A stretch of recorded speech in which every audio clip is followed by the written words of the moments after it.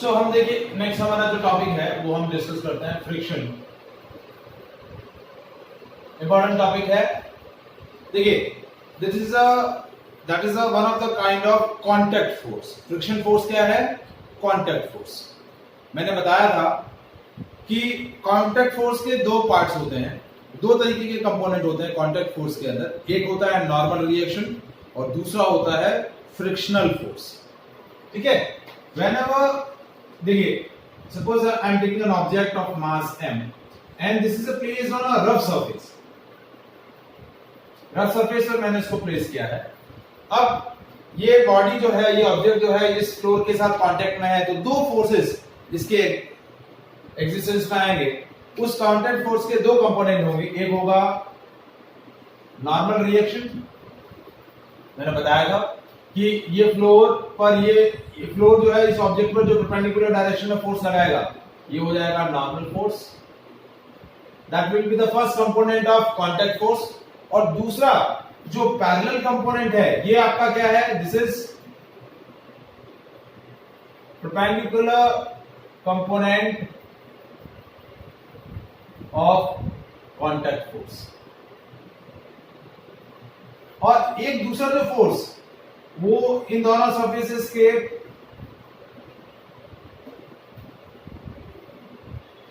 जहां दोनों सरफेस एक दूसरे के कांटेक्ट में एक दूसरे को टच कर रही है, तो वहां एक पैरेलल कंपोनेंट आएगा। वो पैरेलल कंपोनेंट जो होगा वो क्या बोला जाएगा? Frictional force. सो ये क्या है? This is called frictional force, parallel component of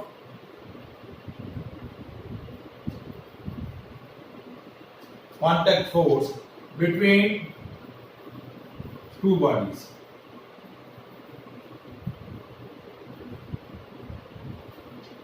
ठीक है, which are in contact। क्योंकि कांटेक्ट फोर्स है तो बॉडीज जो है वो क्या होनी चाहिए? कांटेक्ट में होनी चाहिए। तो ये आपका जो parallel component of contact force है ये क्या बोला जाता है? Frictional force. अब फ्रिक्शनल फोर्स को हम डिफाइन कैसे करते हैं? It is a kind of retarding force.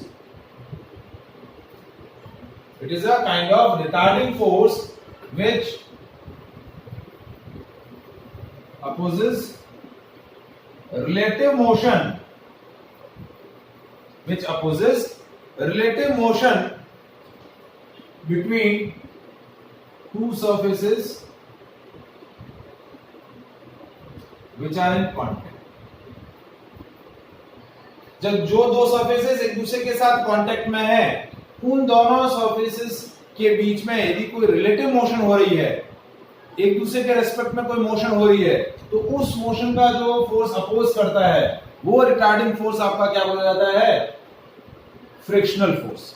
जैसा कि मैंने बोला कि ये कांटेक्ट फोर्स का पैरेलल कंपोनेंट है, तो it always acting along tangential.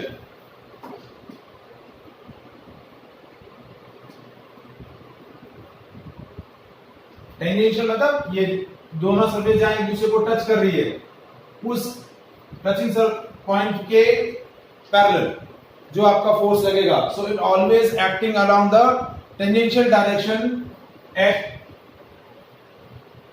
Point of contact.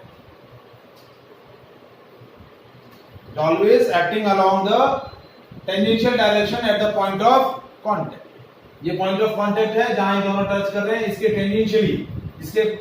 Tangentially जो फोर्स लग रहा है वो फोर्स आपका क्या है? Frictional force. It never oppose the motion, it opposes the relative motion between two surfaces which are in contact. अब फ्रिक्शन फोर्स कहां ऑपरेट हो सकता है? इट कैन ऑपरेट बिटवीन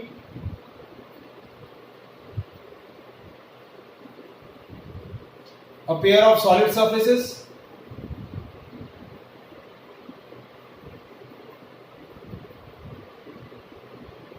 जैसा कि ये दो सॉलिड सरफेस है इनके बीच में, a pair of liquid surfaces.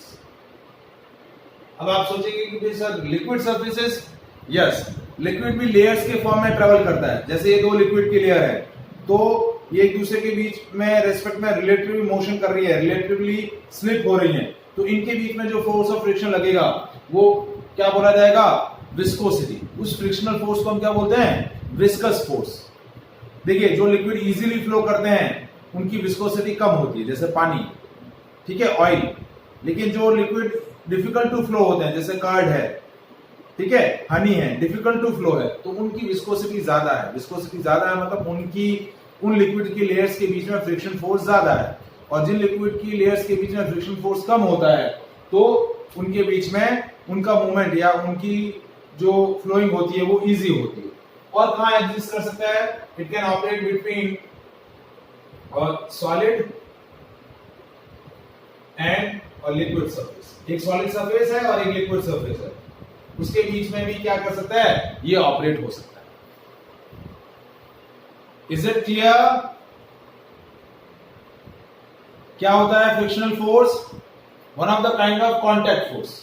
देखिए, ये नॉर्मल रिएक्शन, ये आपका फ्रिक्शनल फोर्स, और इन दोनों कॉन्टैक्ट फोर्स का ये जो रिजल्टेंट हुआ, ये रिजल्टेंट कॉन्टैक्ट फोर्स। ये क्या बोला जाएगा? Resultant contact force.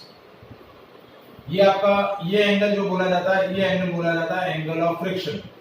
आगे हम पढ़ेंगे angle of friction, angle of repose, दो पॉइंट पढ़ेंगे, बट बाद में पढ़ेंगे। तो ये आपका नेट फोर्स हो गया, ये नेट कॉन्टैक्ट फोर्स है।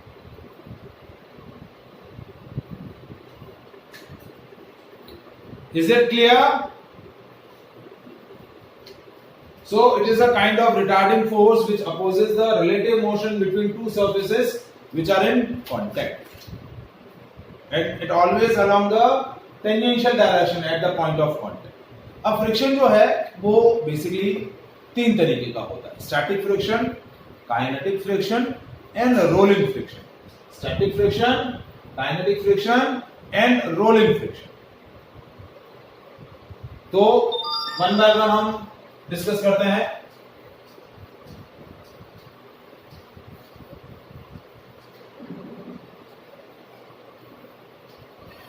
सबसे पहले आता है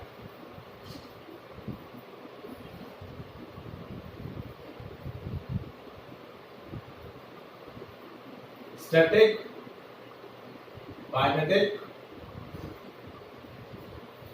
एंड रोलिंग। तीनों क्या होते हैं, कहां इनका एग्जिस्टेंस होता है, इंपॉर्टेंट है, अच्छे से समझना है इसको।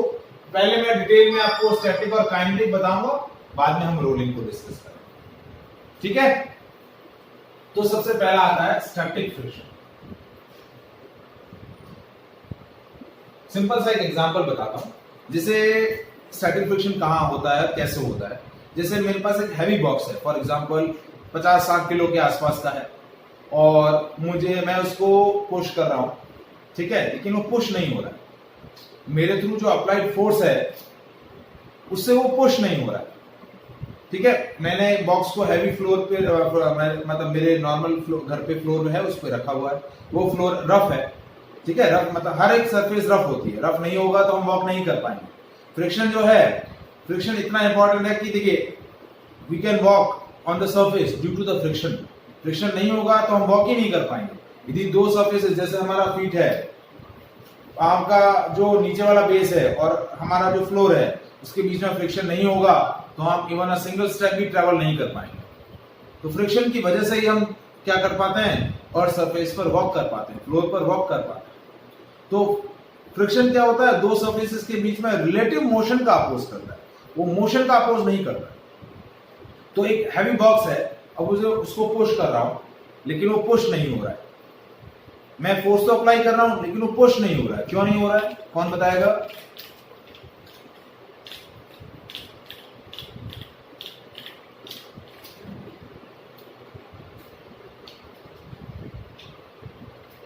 हाँ जी,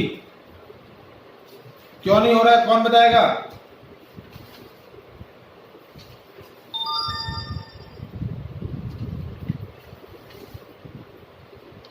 रिपीट कर दो, आवाज कट रहा था। मैं बोल रहा हूं कि एक ब्लॉक है,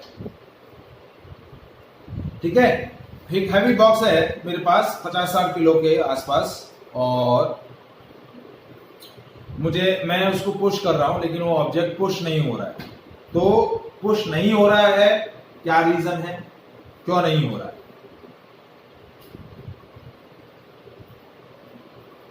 जो फोर्स अप्लाई कर रहा हूं वो कहां जा रहा है?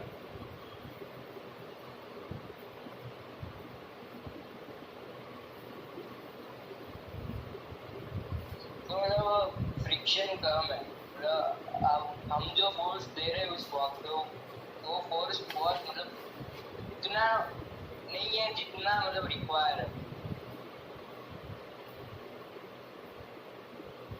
जितना रिक्वायर्ड है, लेकिन जो मैं दे रहा हूं वो फोर्स कहां जा रहा है?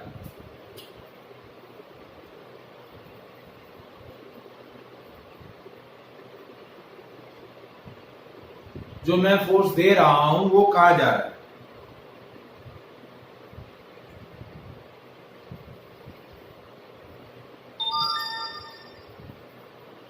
चलो जमीन में जा रहा है। हाँ जी। बाकी आप में से और कोई बताएगा?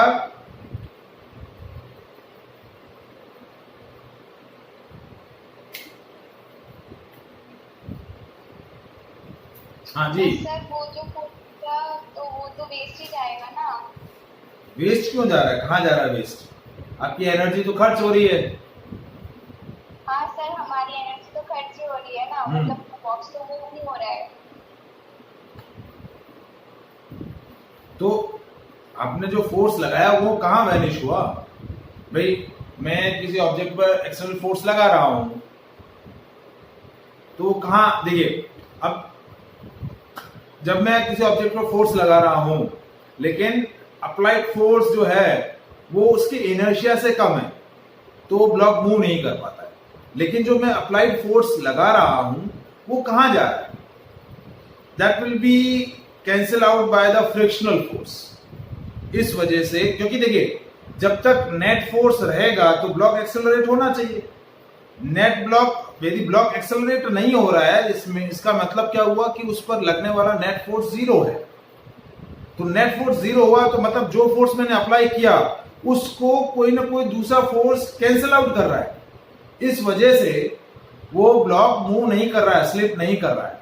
तो जो फोर्स एग्जिस्टेंस में आया वो है फ्रिक्शनल फोर्स। और वो फ्रिक्शनल फोर्स कौन सा है? Static friction. क्या है? Static friction. जैसे two objects which are placed in contact with each other but they do not slip over one another. दो ऑब्जेक्ट हैं, एक दूसरे के ऊपर रखे हैं, एक दूसरे के कांटेक्ट में रखे हुए हैं, लेकिन एक दूसरे पे स्लाइड नहीं हो रहे हैं, एक दूसरे के रेस्पेक्ट में स्लिप नहीं हो रहे हैं, but they has a tendency to slip over one another. But उनकी टेंडेंसी है ऐसा करने की, लेकिन कर नहीं पा रहे हैं। तो उस केस में जो फ्रिक्शनल फोर्स एग्जिस्टेंस में आ रहा है वो फ्रिक्शनल फोर्स क्या होगा? Static friction. वो फ्रिक्शनल फोर्स क्या होगा? Static friction. मतलब डायरेक्शन ऑफ स्टैटिक फ्रिक्शन इस तरीके से होगी कि आपका उस ऑब्जेक्ट पर लगने वाला नेट फोर्स जीरो हो जाए। मतलब आप जो फोर्स लगा रहे हैं वो एक्सटर्नल फोर्स है, तो फ्रिक्शनल फोर्स एक्सटर्नल फोर्स के अपोजिट डायरेक्शन में इस तरीके से लगेगा कि नेट फोर्स जीरो हो जाए and make the object at rest. जो आपका स्टैटिक फ्रिक्शन होगा वो क्या करेगा? It has a tendency to make the object at rest. और ऑब्जेक्ट को रेस्ट में बनाने के लिए आपका स्टैटिक फ्रिक्शन एक्सटर्नल फोर्स के अपोजिट डायरेक्शन में लगेगा, पहली बात, और उसका मैग्नीट्यूड एक्सटर्नल फोर्स के मैग्नीट्यूड के इक्वल होगा। तभी आपका नेट फोर्स क्या हो जाएगा? जीरो हो जाएगा। क्या हो जाएगा? Net force zero. तो स्टैटिक फ्रिक्शन क्या होता है? It is a kind of friction which exists between two objects which are in contact with each other but do not slide over one another, do not slip over one another, but they have a tendency to do so.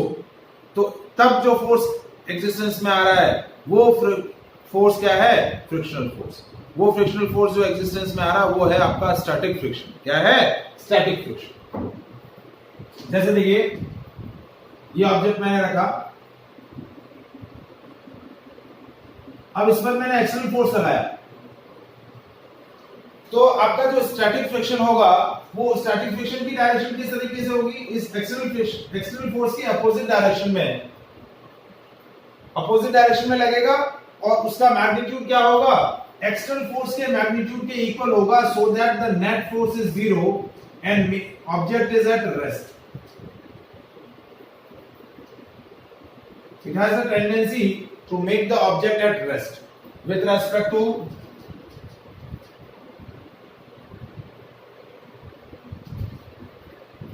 another object through which it is contact.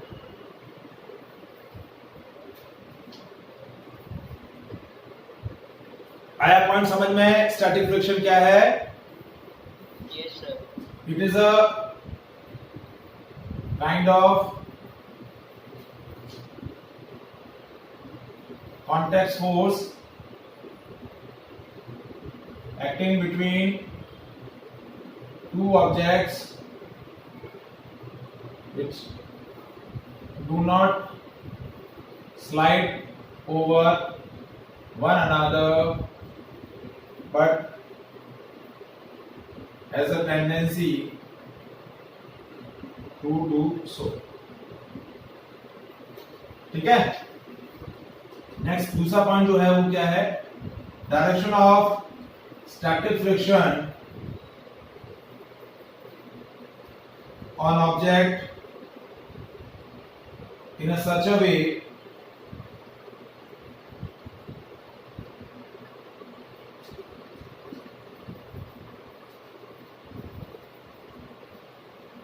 That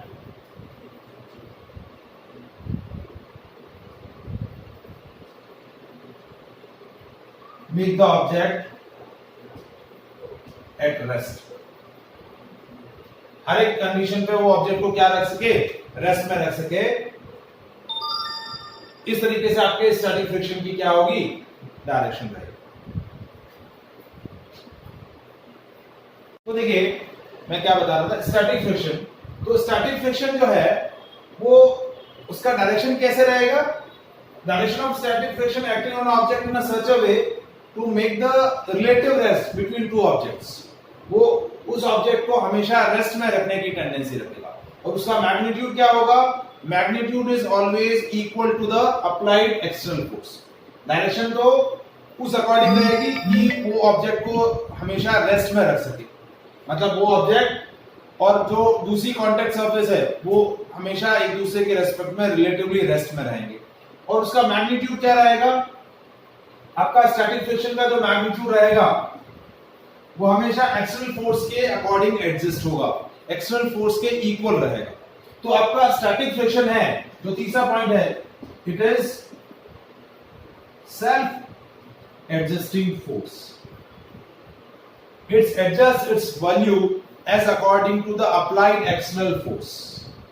ये अब क्या करेगा, अपनी value को external force के according apply करेगा. जैसे मेरा अप्लाइड एक्सटर्नल फोर्स बढ़ेगा, मेरा स्टैटिक फ्रिक्शन उस अकॉर्डिंग बढ़ता जाएगा, सो that the object maintain at rest.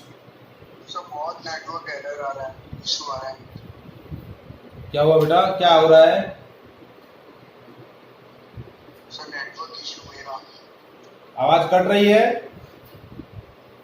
Sir मेरी मेरा नेटवर्क इशू हो रहा है. ओके, कोई इशू नहीं. तो देखिए, तो स्टैटिक फ्रिक्शन क्या है, आपका सेल्फ एडजस्टिंग फोर्स है जो अपनी वैल्यू अप्लाइड एक्सटर्नल फोर्स के अकॉर्डिंग एडजस्ट करता है. अब जैसे मैंने अभी आपको जो एग्जांपल दिया कि भाई मैंने ऑब्जेक्ट को पुश किया, फोर्स गया था, भाई मैंने सपोज 10 न्यूटन का फोर्स लगाया न्यूमेरिकली, ऐसा मैं बोल रहा हूं, तो ये भी 10 न्यूटन हो जाएगा. 10 न्यूटन और 10 न्यूटन इक्वल अपोजिट कैंसिल हो जाएंगे, नेट फोर्स 0 हो जाएगा, ऑब्जेक्ट रेस्ट में रहेगा, ब्लॉक मूव नहीं करेगा. तो जो एक्सटर्नल फोर्स लगाया वो स्टैटिक फ्रिक्शन से कैंसिल आउट हो. तो it is a self adjusting force. It changes its value as according to the applied external force, so that the net object maintain at the rest. Net force experienced by the object is 0. But हमेशा ऐसा नहीं होगा. मैं applied force बढ़ाता जाऊंगा, मेरा external static friction भी बढ़ता जाएगा, बट स्टैटिक फ्रिक्शन की एक मैक्सिमम वैल्यू होगी. यदि मेरा अप्लाइड फोर्स जैसे ही स्टैटिक फ्रिक्शन की मैक्सिमम वैल्यू से बड़ा हो गया तो ब्लॉक स्लाइड करना शुरू कर देगा। जब तक मेरी अप्लाइड फोर्स की वैल्यू स्टैटिक फ्रिक्शन की मैक्सिमम वैल्यू से कम है, तब तक जैसा मैं एक्सटर्नल फोर्स बढ़ाऊंगा वैसे वैसे मेरा स्टैटिक फ्रिक्शन उस अकॉर्डिंग होता जाएगा। फॉर एग्जांपल कि मेरी स्टैटिक फ्रिक्शन की मैक्सिमम वैल्यू 50 न्यूटन, कैसे पता चलेगी वो हम बाद में डिस्कस करते हैं। एक मैं हाइपोथेटिकल एग्जांपल ले रहा हूं कि मेरी स्टैटिक फ्रिक्शन की मैक्सिमम वैल्यू 50 न्यूटन है, मैंने 10 न्यूटन लगाया, ये भी 10 हो गया, सीधा 50 नहीं होगा, मैंने यहाँ 20 न्यूटन लगाया, यहाँ भी 20 हो गया, नेट फोर्स 0। यहाँ मैंने 30 न्यूटन लगाया, यहाँ भी 30 हो गया, यहाँ मैंने 40 लगाया, यहाँ भी 40 हो गया, यहाँ मैंने 50 लगाया, यहाँ भी 50 हो गया। लेकिन जैसे ही मैंने यहाँ 60 किया, अब ये 50 से ज्यादा अपनी वैल्यू नहीं बढ़ा सकता। सेल्फ एडजस्टिंग फोर्स है which changes its value as according to the applied external force, but इसका भी एक मैक्सिमम रेंज है। उससे ज्यादा रेंज जैसे ही हुआ अप्लाइड फोर्स का, ब्लॉक स्लाइड करना शुरू कर देगा, और उस केस में जो फ्रिक्शन काउंट में आएगा वो फ्रिक्शन कौन सा हो जाएगा? काइनेटिक। स्टैटिक से ब्लॉक कैसे होगा? स्टैटिक फ्रिक्शन से सीधा कौन सा फ्रिक्शन एग्जिस्टेंस में आ जाएगा? Kinetic friction. तो जब दो ब्लॉक एक दूसरे से ऊपर स्लाइड करते हैं तो कौन सा फ्रिक्शन एग्जिस्टेंस में आता है? Kinetic friction. और जब तक एक दूसरे से स्लाइड नहीं करते, एक दूसरे के रेस्पेक्ट में स्लाइड नहीं करते हैं, तब तक कौन सा फ्रिक्शन होता है? Static friction. तो समझ में आया सेल्फ एडजस्टिंग फोर्स कैसे है और किस अकॉर्डिंग वो अपनी वैल्यू चेंज कर रहा है। तो अब चौथा point, that maximum value of static friction is called limiting static friction. क्या बोलते हैं? Limiting static friction. और उसको हम रिप्रेजेंट करते हैं FL से। किससे रिप्रेजेंट करते हैं? FL से। और FL क्या होगा?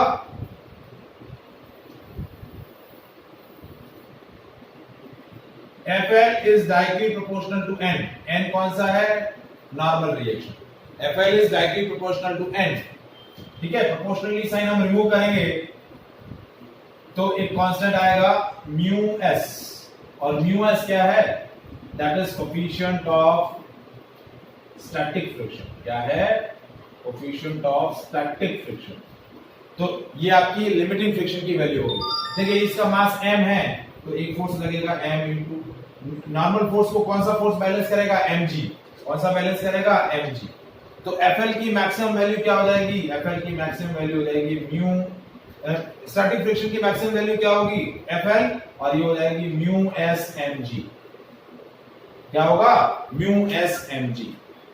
तो आपका जो फ्रिक्शन होगा स्टैटिक फ्रिक्शन, उसकी वैल्यू कहां से कहां तक लाई करेगी? 0 से FL। ठीक है, यानी आपका स्टैटिक फ्रिक्शन जो होगा वो लाई करेगा म्यू S mg तक। जैसे ही मेरा अप्लाइड फोर्स इस लिमिटिंग वैल्यू से ज्यादा हुआ, जैसे इस लिमिटिंग वैल्यू से ज्यादा हुआ, मेरा स्टैटिक फ्रिक्शन डिसअपीयर हो जाएगा। और कौन सा फ्रिक्शन एग्जिस्टेंस में आएगा? Kinetic friction. कौन सा फ्रिक्शन एग्जिस्टेंस में आएगा? Kinetic friction. आया समझ में स्टैटिक फ्रिक्शन क्या होता है? Yes sir. ठीक है, अब ये जो म्यू एस है, ये म्यू एस क्या बोला जाता है? Coefficient of static friction. ये कोफिशिएंट किस पे डिपेंड करता है? Nature of material. ये दोनों सरफेसेस किस मटेरियल की बनी हुई है और इन दोनों सरफेसेस के बीच का रफनेस कैसा है? Roughness of two surfaces which are in contact, तो इस पे डिपेंड करता है।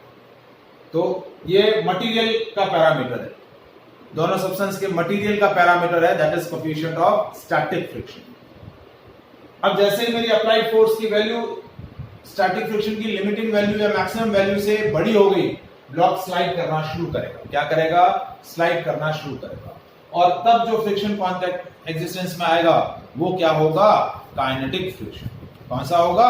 Kinetic friction. ठीक है, तो व्हाट इज काइनेटिक फ्रिक्शन? छोटा सा डेफिनेशन है, मैं डिस्कस कर लेता हूं, बड़ी ज्यादा लंबा नहीं है, 5 मिनट में हो जाएगा। तो काइनेटिक फ्रिक्शन क्या है?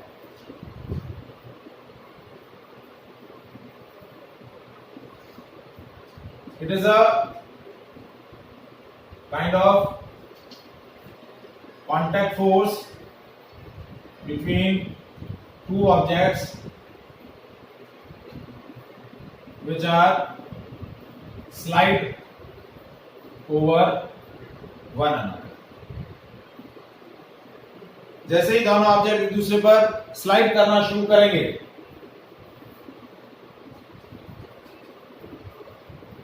ये एक्सटर्नल फोर्स, ये मेरा नेट फोर्स क्या हो जाएगा? नेट फोर्स हो जाएगा F एक्सटर्नल माइनस F की। स्लाइड करेगा मतलब ऑब्जेक्ट एक्सेलरेट होगा। वो जो काइनेटिक फ्रिक्शन है वो उनकी रिलेटिव स्लिपिंग का अपोज करेगा, बट वो ब्लॉक को स्लाइड होने से प्रिवेंट नहीं करेगा।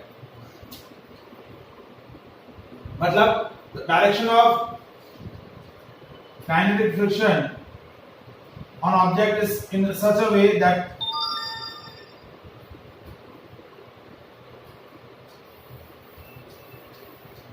opposes relative slipping between two objects.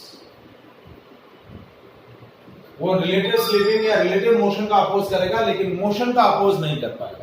Block slide करना शुरू कर देगा, लेकिन इन दोनों के बीच में जो रिलेटिव स्लिपिंग हो रही है, रिलेटिव मोशन हो रही है, उसका वो अपोज करेगा। ठीक है। अब ये जो काइनेटिक फ्रिक्शन है, it is also directly proportional to n।